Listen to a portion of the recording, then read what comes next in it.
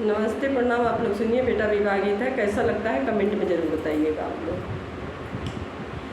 मलिया लगावेला बागा बागाईचा, मलिया लगावेला बागा बागाईचा, मालिनी लगावे फुलावर जी, मालिनी लगावे फुलावर जी, पिछवा उलटी जाबा देखी माला होरिया, पिछवा उलटी जाबा देखी मालिनिया,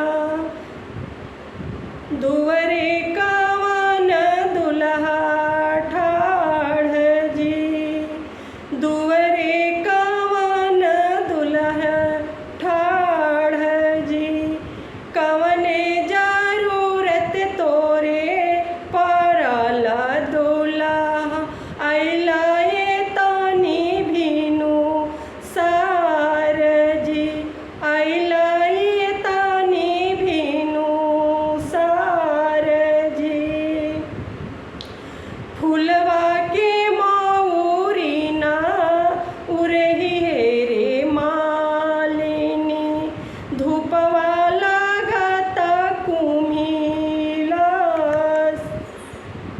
फुलवा के माउरीना उरही है रे मालिनी, धूपवा लागता कुम्हिलास, सोनवे के माउरी रही है रे मालिनी, धूपवा लागे चाटाकार, सोनवा के माउरी रही है रे मालिनी, धूपवा लागा चाटाकार, सब कोई नीरे खेला बरबरियतिया,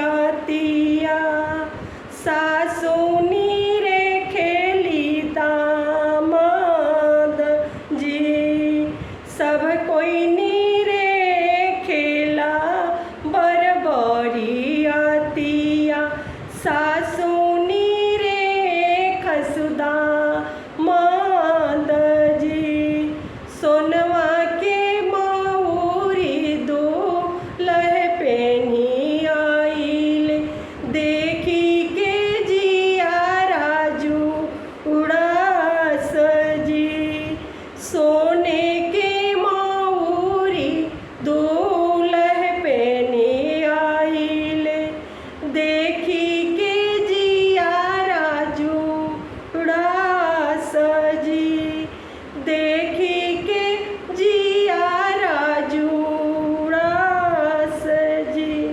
धन्यवाद दोस्तों। ये बेटा विवाह गीत कैसा लगा आप लोग कमेंट में ज़रूर बताइएगा प्लीज़। धन्यवाद।